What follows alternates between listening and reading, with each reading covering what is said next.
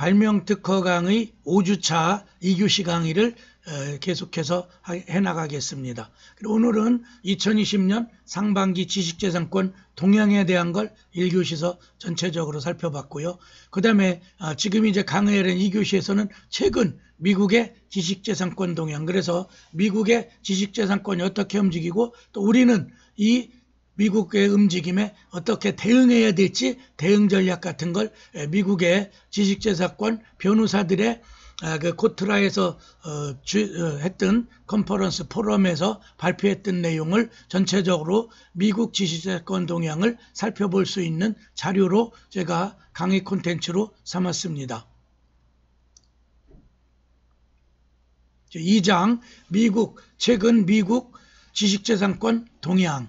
특허청에서 주최하고 코트라 로스앤젤레스 IP 데스크 인텔렉츄얼 프로퍼티죠. 지식재산권 데스크에서 주관한 2019년 지식재산 대응전략 세미나가 지난 2019년 10월 17일 목요일 LA 다운타운에 위치한 JW 메리엇 호텔에서 성황리 개최돼서 그 내용에 기조연설을 했던 그런 포럼에 주제연설을 했던 그걸 요약해서 3개의 테마로 정리해봤어요. 먼저 첫 번째, 미국 특허청의 특허 무효심판제도와 필수전략. 그래 미국은 요 특허 무효심판제도를 활용해서 지식재산권 전략과 정책적인 그런 어떤 그 아이템으로 삼아서 필수 전략을 마이크 플레밍 판사가 발표했던 거죠. 그래서 먼저 미국 특허청 US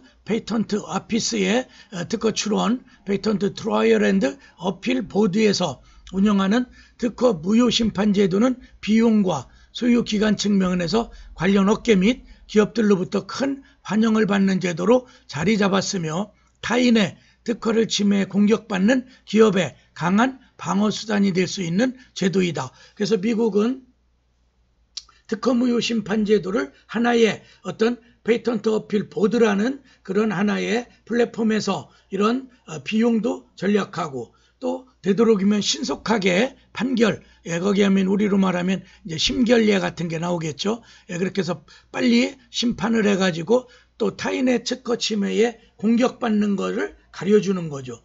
그래서 지지난주인가요?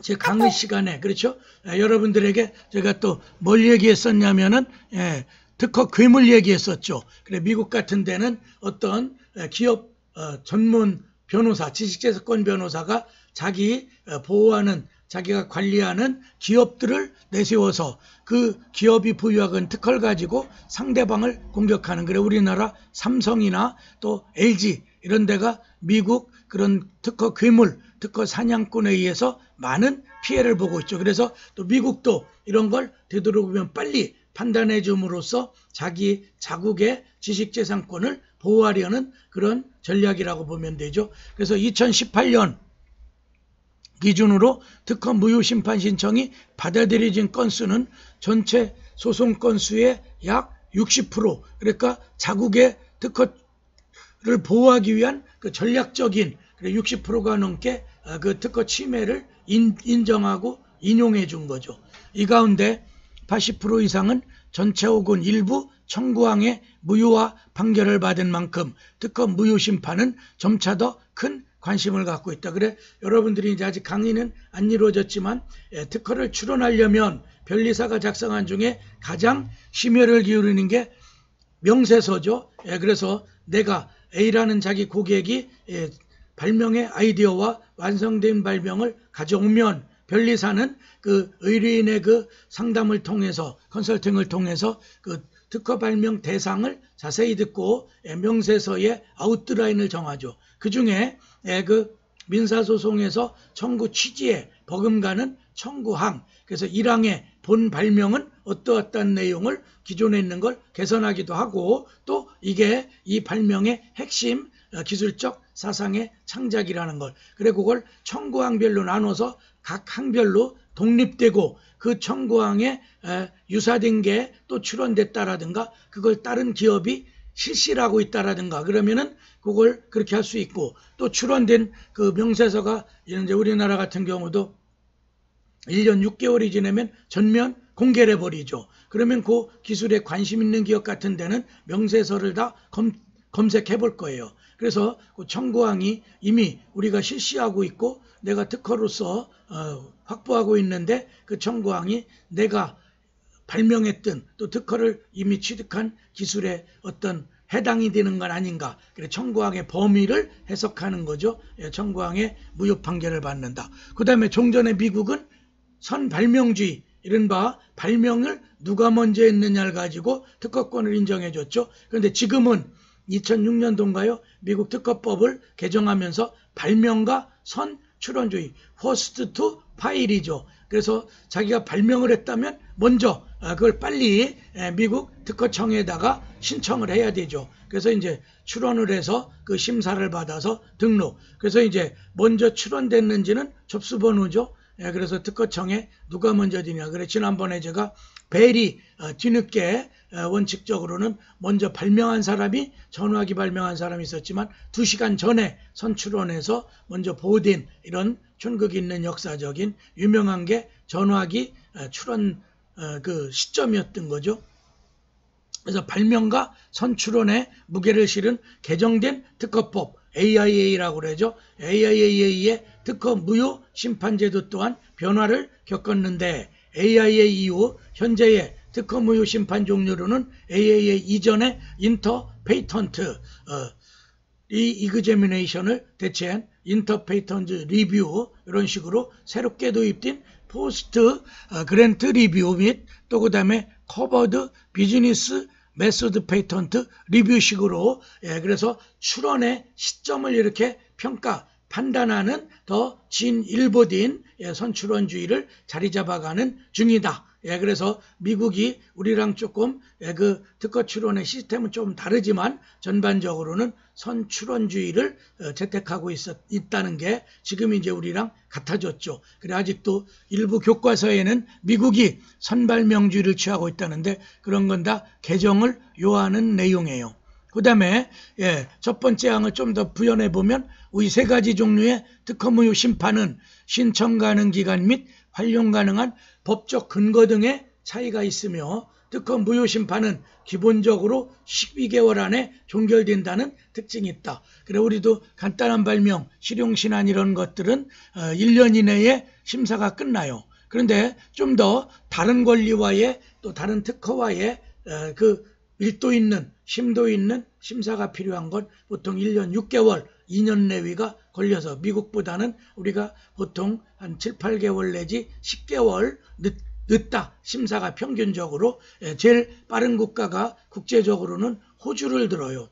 호주는 집중 어쨌든 하는지 거기는 빠르면 6개월에서 10개월 내에 특허가 난다는 거죠. 그래 황우석 씨가 줄기세포를 먼저 발명했다고 그러고 한국에도 특허 출원해봤고 또 그다음에 호주에도 특허 출원해서 그 자체는 뭘 얘기하냐면은 빨리 호주에서 받아서 그때 이제 PCT 출원을 하는 거죠. 호주서 먼저 10개월 내에 자기가 발명한 줄기세포의 새로운 기술 어떤 권리화하면은 한국에도 인정받을 수 있기 때문에 그런데 호주에서도 다 우리나라에서 여러 가지 실험에 있어서 또 데이터의 문제에 있어서 많은 비판을 받았던 그런 부분을 커버하지 못하고 일부 기술은 인정받은 것 같아요. 그런데 당초에 논란이 됐던 줄기세포 발명에 대한 거는 특허를 취득 못한 걸로 판명이 나고 말았죠. 그래 그날 연사인 마이크 플레밍 판사는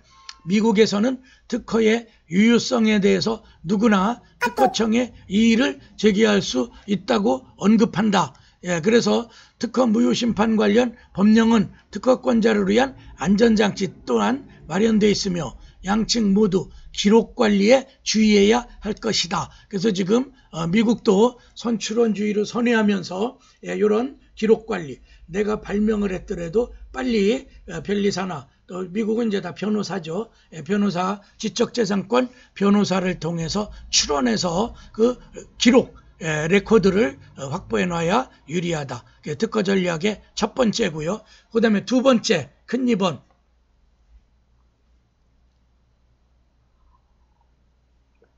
미국은 또 특허 소송의 우리보다는 훨씬 더 활발히 국제소송을 많이 제기하는 그런 국가죠. 그래서 이번에 미국 특허소송 전략, 주제 및 동향, 그래서 이거는 앤드류 정이라는 변호사, 아마 우리 교포 변호사인 것 같죠. 특허란 무형 개념이 아닌 서류라는 걸 강조하죠. 그래서 명세서를 작성해서 빨리 그 기술 공개를 전제로 하는 출원을 서둘러라.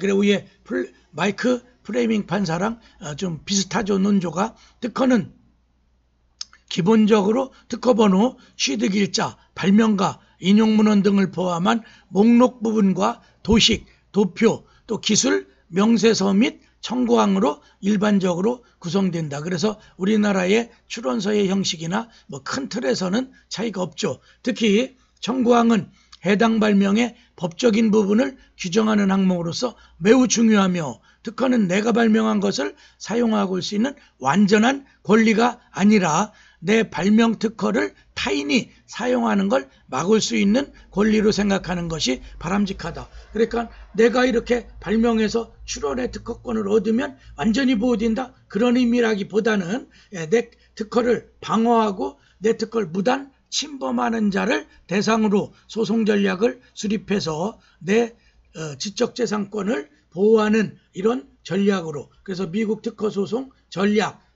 주제 및 동향이라는 이런 포럼 주제 발표를 한 거죠. 앤드류 정이.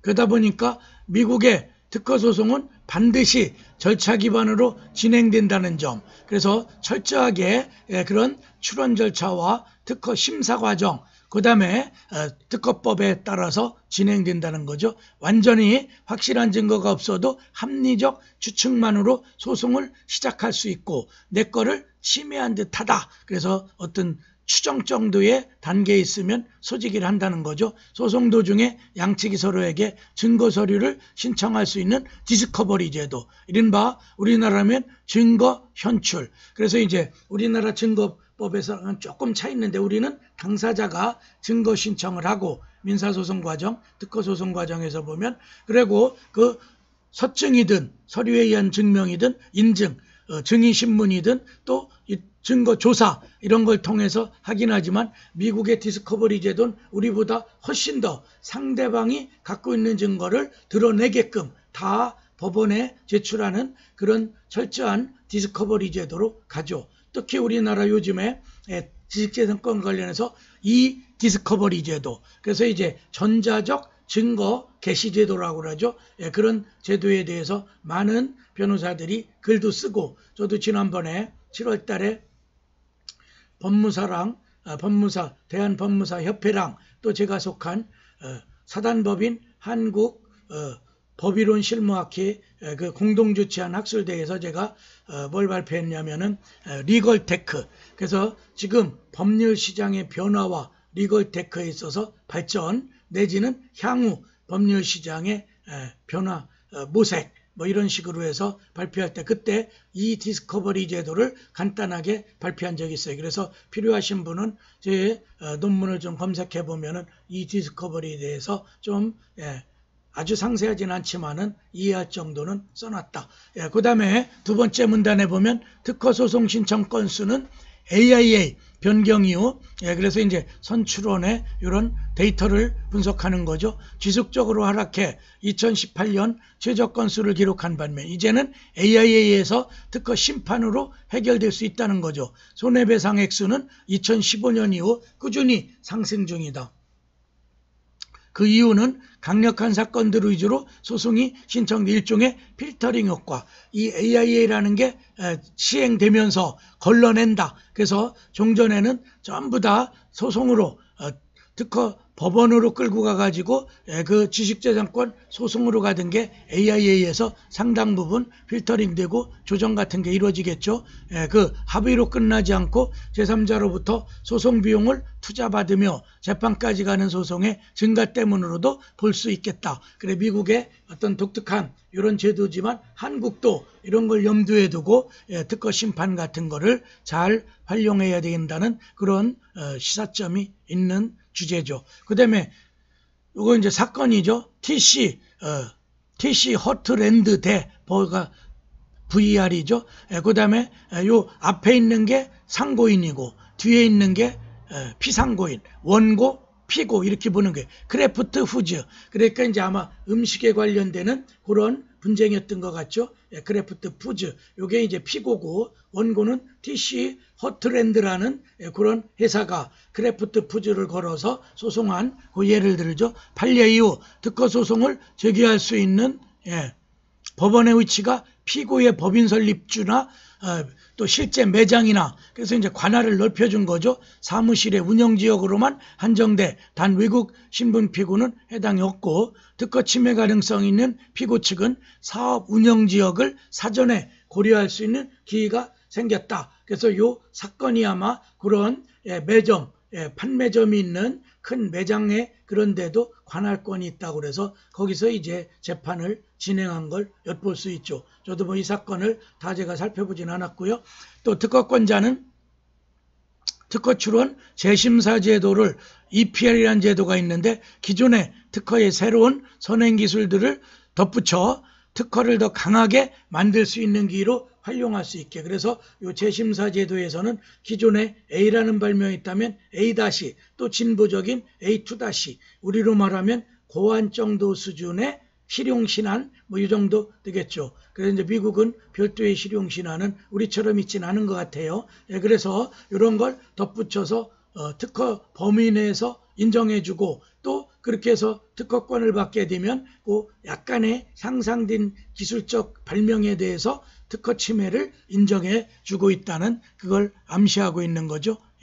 그 다음에 세 번째 전략으로는 아담 길이라는 변호사가 발표한 주제인데 그 주제 내용은 소송비용 투자의 기본사항 및 지재권 분쟁에서의 활용. 그러니까 여러분들이 R&D, 내가 어떤 발명 특허를 염두에 두고 발명 계획에 따라서 계속 기술적인 그런 걸 발전해 나오고 R&D 하고 있는 거죠. 연구개발하고 있는데 그때 그 연구개발하는 데는 많은 투자 비용이 들어가죠. 그래서 그런 투자의 그런 기본적 사항을 지적재산권 문제, 그래 내가 들어간 비용, 내 이 특허를 얻기 위해서는 이런 R&D 투자 비용이 가령 10억 들어갔다. 그러면 그거 이상은 손해배상액으로 물어줘서 그런 걸 전략으로 삼아서 승소하게 되면 그 투자 비용을 회수해서 다른 발명을 또 부가적으로 할 수 있겠죠. 제2의 발명을. 그래 지금 비근한 예로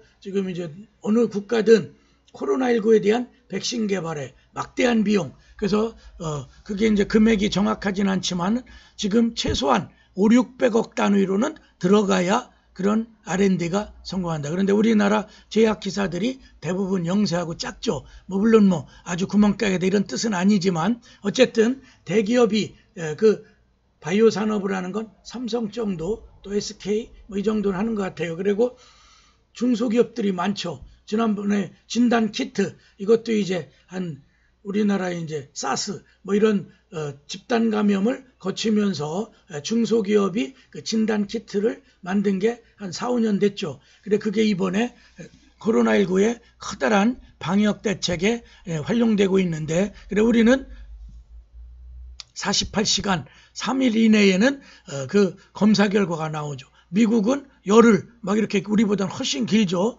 그러다 보니까 우리나라가 빨리 대응하고 또 그걸 역학조사에서 종전에 이제 집단 감염을 몇 번 겪으면서 그런 의료 시스템의 기술도 발전했고 그런데 문제는 의료 백신을 개발하는데 5, 600억을 들여서 그걸 할 수 있는 중소기업들은 다 소외되고 또 연구는 하지만 빨리 앞서가서 그걸 신약을 만들어내는 데는 한계가 있다는 그런 매스컴의 기사 같은 걸 제가 확인해 봤어요. 두 번째 문단에는 소송금융이라고도 불리는 소송비용 투자란 투자가들, 즉 우리식으로 하면 펀드 비슷하죠. 소송 당사자 혹은 로펌에 자본을 제공하고 해당 법적 결과에 따라 투자 수익을 돌려받는 그런 방식을 얘기한다. 그래서 우리식으로 말하면 투자 자금을 미리 지원받고 내 특허를 미리 이제 출원해서 얻어낸 다음에는 그 기술에 누가 침해를 한다는 거면 손해배상을 청구해서 이제 미국 같은 데는 징벌적 손해배상이 또 되니까 고의에 의한 그 불법행위에는 그래서 그런 걸 통해서 충분히 당신들이 투자한 투자 비용을 다 상환해 줄 수 있다. 우리가 신약 파는 것도 하나의 매출액을 통해서 그런데 그건 미미할 수도 있고 규모가 작을 수도 있죠. 그런데 소송 비용 그러면 투자 비용을 미리 확보해서 봐라. 우리는 어떤 뭐 로펌 또 그다음에 어느 대기업에서 이 많은 펀딩을 해가지고 거기서 한 200억을 이렇게 받았다. 그렇기 때문에 그걸 당신들이 특허 침해 연구개발비를 물어내야 된다. 그러면 일시에 승소 또 이제 합의가 이루어지면은 그 돈을 받아서 투자한 펀딩을 한 회사에다가 돌려줄 수가 있겠죠. 그래서 소송비용 투자는 지식재산권 분야뿐만 아니라 모든 분야의 소송에 적용될 수 있으며 최근 승소 가능성이 높은 소송에 대해 비용을 투자하는 소송비용 투자기업이 늘어나고 있다. 그래서 여러분들이 지금 이제 각 대학의 전공도 다 다르지만은 여기 보면은 경찰 소방학과도 있고 또 그다음에 건축공학과도 있는 것 같고요. 그래서 그런 여러분들이 이공계 내지는 문과일지라도 발명 특허를 하면서 비용 때문에 너무 겁을 먹을 필요는 없다. 요즘에는 이런 프라이빗 펀딩 같은 것도 뭐 조국 사건 때문에 많이 이제 알려지게 되고 또 요즘에 영화 같은 경우도 그러죠. 영화가 요즘에는 꼭 미국의 헐리우드 블록버스터가 아니더라도 국내 영화 제작비가 다 100억대는 넘죠. 그래서 200억이냐 300억 조금 규모 있는 영화는 400~500억쯤 들어가요. 그러면 조그만 영세한 제작업자는 언감생심이죠. 꿈도 못 꿔. 그런데 요즘에는 CJ 엔터테인먼트도 있고 본격적인 그런 이제 영화 사업에 뛰어든 또 그다음에 요즘에 이제 영화 보시다 보면 끄트머리 자막에는 뭐가 나와. 후원. 거기에 보면은 IBK 기업은행이 그 시나리오를 보고 물론 이제 그 제작자가 찾아갔겠죠. 그래서 우리가 이 영화를 만드는데 그러면 IBK 기업 중소기업은행이 막 100억씩 투자를 해요. 그리고 거기서 만일에 최소한 우리나라 기준으로 100만이 넘어가면 손익분기점 넘거든요. 그래서 한 400~500만만 티켓팅을 하면 거기에 한 200억은 훨씬 이상 몇백억의 이득을 낼 수 있죠. 그러면 그 펀딩했던 IBK 100억에 상응해서 거기 한 500억이 관객이 들어왔기 때문에 당신들에게는 한 20억 정도를 배당한다. 뭐 이러면은 엄청난 요즘에 은행이 이제 이율도 낮고 또 그다음에 산업이 위축되다 보니까 코비드19 이후에 투자처가 마땅치 않죠. 그래 여러분들이 발명 특허를 하면서 비용에 너무 쫄거나 그걸 가지고 아유 돈 있어야 뭐하지 이런 변명을 할 게 아니라 적극적 발명을 할 필요가 있다. 이런 투자 수익을 돌려받는데 이걸 이제 지적재산권 분쟁에서 돌려받는 그래서 되돌려주는 이런 펀딩 같은 거를 과감히 시도해 볼 필요가 있다. 또 소송비용 투자는 위기관리, 리스크 매니지먼트죠. 또 현금관리, 캐시 매니지먼트. 아마 경영에서 자금관리에 중요한 위험도 관리해야 되고 또 캐시, 현금 흐름도 관리해야 되죠. 그래서 우리가 흑자도산이라는 말 많이 쓰잖아. 부동산은 많이 보유하고 있는데 현금화가 안 돼서 결국 은행에 대출금을 못 갚아서 부도 처리되는 일반적으로 성공 시에만 상환하는 방식으로 진행된다는 데 또 특징이 있다. 그래서 R&D 비용을 그렇게 투자했더라도 만일에 성공 못하면은 돌려줄 게 없는 거죠. 또 소송비용 투자받기를 계획하고 있다면 적절한 소송비용 투자기업 선택에 앞서 가격, 거래 및 상환조건 투자자 성향, 기업 평판 등을 종합적으로 고려하는 게 좋으며 브로커를 그래서 약간 그런데 다리를 놓는 그래 미국은 브로커가 굉장히 좀 좋은 용어로 쓰여요. 우리는 브로커 하면은 무슨 사기꾼 그 돈 중간에 수수료를 왕창 부풀려 떼어먹는 그런 걸 브로커라는데 미국은 변호사가 다 브로커예요. 변호사가 법적 지식을 활용해서 기업과 기업도 연계 브릿지 역할도 하고 또 이런 엔젤 캐피탈 우리나라면 벤처 투자 지금 코로나19에 중소 제약회사가 뛰어들었는데 거기에 한 100~200억이 필요하다. 연구개발비가. 그럴 때 그 브로커를 활용해 가지고 거기에다가 이런 투자 비용의 전략을 도입해서 앞으로 내가 이게 발명하면 우리나라 시장에 파는 예상 수입액은 얼마, 또 수출액 얼마인데 그걸로는 투자 비용을 완벽하게 다 변제하기는 어려울 수도 있죠.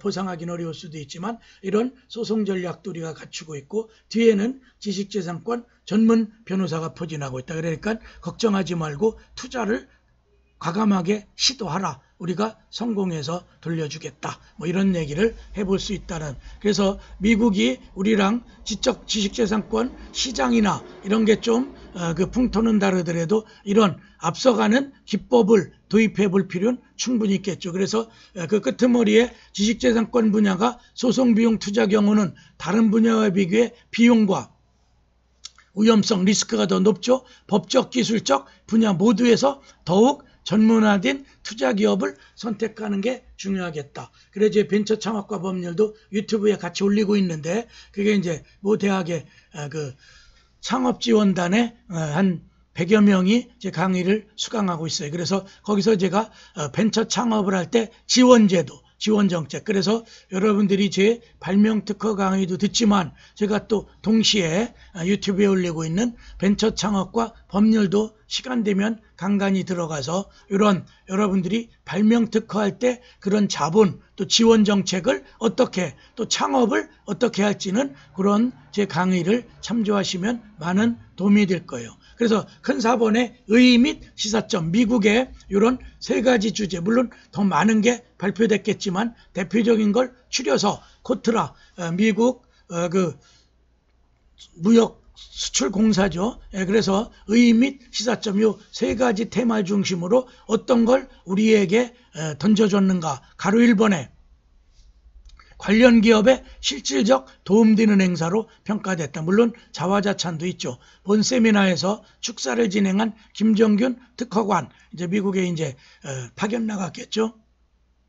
최근 미중 무역 분쟁 원인으로 꼽히는 사항들 중 지식재산권 문제도 포함되는 것과 같이 미국에서는 지식재산권 분야는 매우 중요하다. 그래서 제가 90년 초에 고려대학교에서 석사과정 할 때 지식재산권법을 전공했는데 그때 미국의 특허 이런 게 강의 테마로 많이 학기 중에 하고 저도 또 그때 이제 공정거래법 그 당시에는 이제 송상현 서울대 교수님이었고 지금 이제 은퇴하셨고 뭐 지금 송진우 몇 대 손장가 뭐 이런 행사 같은 거 하시던데 그 송상현 교수가 와서 미국의 그 공정거래와 지식재산권 분야를 우리들에게 한 학기 동안 강의할 때 그때 미국은 이 지식재산권이 굉장히 중요하고 또 돈벌이 수단의 1순위다. 그래 미국의 변호사 수입 랭킹을 보면 물론 단연 1위는 보험 관련 전문 변호사. 보험이 엄청 발전해 있잖아요. 우리도 마찬가지고. 그 다음에 두 번째가 지식재산권, 페이턴트 로이어. 그래서 이제 지식재산권 전문. 세 번째가 텍스 로이어, 세금 관련 변호사. 그 다음에 기타, 이제 부동산이라든가 이런 부분. 그래 우리랑은 어떤 세계적 무대를 중심으로 이렇게 활동하고 있는 미국 지식재산권법은 말 그대로 라이트 어떤 우측을 또 가진 자를 대변하는 그런 권리처럼 돼 있어서 카피라이트 저작권이 있다면 카피 레프트 운동도 있었죠. 저작권 반대 운동 이런 것도 있었는데 어쨌든 미국이나 또 우리도 지금 선진국 그래서 OECD 13위에 경제규모를 갖추고 지식재산권 출원, 페이턴트 출원을 보면은 5위 정도 된다고 보면 PCT 출원 통계로 우리도 이제 미국의 이런 선진기법을 도입해야 될 때 아닌가. 그래서 두 번째 문단 보면 대기업뿐만 아니라 중소기업들도 많은 소송에 연루되고 있으며 미국 진출 우리 기업들의 경우 사업 시작 후 어느 정도 자리를 잡았다고 생각되는 무렵 소송을 당하는 사례를 많이 찾아볼 수 있다. 그래서 미국의 이런 지적재산권 소송 전략에 휘말려 들어가면 한 개 기업의 성패가 좌우되고 또 그 다음에 거기서 징벌적 손해배상 정도까지 도입된 거에 의해서 손해배상을 해주면 기업은 망할 수도 있죠. 그래 우리도 적절히 방어 전략이 필요하고 또 우리가 중국에 많은 대기업도 들어갔고 중소기업이 진출해봤지만 대부분 철수하고 있는 중이죠. 그건 왜 그래? 중국에 우리 기업이 들어가서 경영 노하우 또 영업비밀 같은 것만 그대로 노출되고 거기에 이제 공산당 중심으로 트집을 잡기 시작하면 소송도 잘 안 이루어지고 손해배상도 찔딱 해놓고 몇 년 끌고 이러다 보면은 기업이 살아남질 못하고 있는 거죠. 그래서 중국의 어떤 기업 풍토는 자본주의 풍토라기보다는 공산주의, 사회주의로 무장돼 있고 또 국가가 중심이 돼서 중소기업을 마구 타국이죠. 타국의 중소기업 진출한 데를 때려잡기 때문에 또 소송을 미국식으로 우리가 전략을 짤 수도 없어요. 소송이 무한정 만만디로 소지기 해놓고 막 2년, 3년간 심리도 안 하고 또 손해배상하면은 자국의 손을 들어서 엉터리 판결을 막 내고 있죠. 상표소송 같은 경우도 제가 그런 경험을 여러 번 해봤어요. 그래 이전까지는 주로 지식재산권의 개념과 소송 시 대응 방안 위주로 세미나가 진행됐다면 이번 컨퍼런스에서는 특허 무효 심판이나 소송 비용 투자 등 새로운 이런 이제 지식재산권의 현안 문제를 지식재산권 분야의 새로운 접근 방안 위주로 강연이 진행돼서 종전에 이게 이제 10년 정도 계속 지속적으로 매년 가을에 한 차례씩 이렇게 해왔던 것 같아요. 그래 우리 두 번째, 우리 기업들도 지속적인 지재권 교육 및 활용 방안을 모색할 필요가 있다. 그래 이번 지식재산권 세미나를 주최한 코트라 LAIP 데스크의 김인정 변호사에 따르면 과거에는 대부분 지식재산권이라고 하면 본인과는 무관한 이야기로 여겨진 경우가 많았으나 최근 실시된 한 설문조사에서 지식재산권이 본인 연관이 있다고 응답한 비율이 75%, 즉 내가 지금 연구 또 아니면 직장생활 또 대학교 학생 그런데 거기서 내가 창안했던 아이디어 그리고 요즘엔 유튜브라는 이런 매체가 또 엄청 미디어로서 발전하고 있듯이 거기에 75% 정도가 내 지식재산권도 보호돼야 되고 지켜야 된다. 그래서 그런 전략에 많은 관심을 갖고 있을 거다. 중소기업도 지식재산권 전략을 주 경영 전략으로 삼아야 된다는 게 저의 주장이에요. 그래 위의 설문조사 결과처럼 이제는 많은 개인과 기업의 지식재산권에 대한 인식이 향상되고 있으며 미국 내 지식재산권의 중요성은 앞으로도 점점 더 높아지고 특히 지금 미중 무역 분쟁을 보셔도 지식재산권 분쟁이 한 60% 이상은 껴있는 거예요. 왜냐하면 매번 미국이 특허 내는 걸 중국이 베끼고 또 상표 같은 거 모방하고 그래서 중국 가면 모방 천국이라고 우리가 우스갯소리 하잖아요. 그래서 계란도 가짜 계란, 사람 빼고는 다 모방한다. 중국이. 그래 우리나라 상품도 엄청 모방하죠. 그런 게 앞으로 우리가 지식재산권 분쟁을 염두에 두고 경영 전략으로 세워야 되고 또 여러분처럼 발명특허에 관심이 있거나 강의를 통해서 향후 발명특허를 통해서 특허권을 얻어내야 된다. 그 다음에 세 번째 시사점은 지식재산권은 범위가 매우 방대하고 변화와 혁신이 매우 빠르게 일어나는 분야인 만큼 기업의 지재권 담당자들은 물론 지재권 집중 산업 분야에 속하는 기업들은 특히 지속적인 지재권 교육이 필요하다. 사내교육. 그래서 저도 가끔 기업에 가서 제가 또 산학협력단 속할 때 우리 이제 가족회사 이런 데 가서 이런 교육도 일부 해보고 했는데 아직도 나랑은 먼 거다. 특히 중소기업은 일손이 딸리다 보니까 그런데 관심도 많이 관심은 있지만 시간을 뺄 수가 없는 그런 현실을 목격했어요. 그래서 저는 지금 이제 지난번에 제가 여름 학예 세미나 학술대회에서는 해양 유전자원의 보호와 또 전통 지식재산권의 보호에 관한 법적 검토 이걸 발표했는데 그건 나고야의 정서라는 식물 다양성 협약에 기반한 우리나라가 유전자원법을 2017년도 제정하고 2018년 8월 18일부터 발효가 되면서 이제 우리나라도 어떤 해외 유전자원을 활용해서 지적재산권 특허를 얻으면 그 이익을 공유 사전에 통지해야 돼. 가령 인도에 이런 유전자원이 있는데 그걸 활용해서 우리 전통기법을 통해서 또는 우리의 어떤 이제 연구개발을 통해서 신약 또 내지는 그런 식물특허, 동물특허 이런 걸 냈다면 사전에 국가에 협의를 해야 되고 또 그로부터 얻은 이익을 공유 나눠야 돼요. 그런 게 바로 나고야의 정서. 그래 강제화됐고 이제 유전 보유국 인도라든가 중국, 브라질, 남미 국가 뭐 이런 데가 유전 보유국. 우리도 유전 보유국, 유전 자원이 있는 건 많지만 특히 우리는 삼면이 바다라 해양 유전 자원이 다른 국가보단 많이 갖고 있다고 보죠. 그러면 거기 해양 미생물이라든가 이런 걸 통해서 또 우리의 전통 지식, 가령 허준이 쓴 동의보감, 그게 이제 독창성, 창작성 있는 의서라면은 그 안에서 나오는 어떤 전통적 치료요법 같은 거 있죠. 그런 것도 이제 함부로, 그래서 이제 중국이 그런 걸 엄청 지금 강화하고 있죠. 그래 우리 한의학도 한때 위기에 처하는 거 아니다. 그런데 그럴 필요 없죠. 우리 자체로 우리의 전통의학도 있고 우리가 또 개발해 나가면 되는 것이기 때문에 적극적으로 긍정적 사고를 해야 되지. 앞으로 자원 우리는 이용국이기 때문에 그걸 염두에 두고 그 나고야의 정서 같은 데에 회피할 필요는 없죠. 그래 우리나라도 그 나고야의 정서를 서명한 게 한 5, 6년 되죠. 그리고 그 국내 이행입법으로 유전 자원법 이걸 만들어 놨어요. 그리고 작년 8월 18일부터 발효가 됐다. 그래 여러분들이 지재권 이러면은 대학생 때부터 관심을 갖고 또 직장 생활할 때 취업해서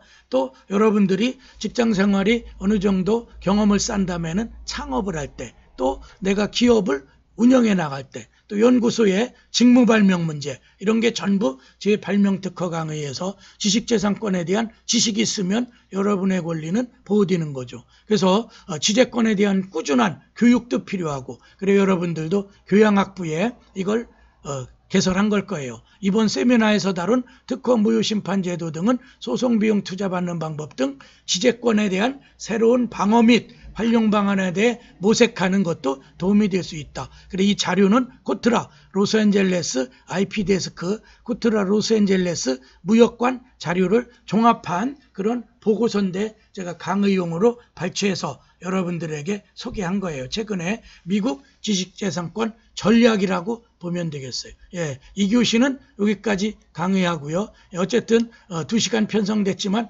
욕심을 더 내서 오늘 제가 강의안 만든 4차 산업혁명과 특허 동향은 3교시에서 계속해서 강의해서 3교시까지 그 유튜브에다가 올려놓겠어요. 어쨌든 2교시는 이제 끝났죠. 2학점. 예, 그리고 그 뒤에는 여러분들에게 보너스 강의라고 생각하시면 돼요. 10분 쉬었다가 3교시 강의 하겠습니다.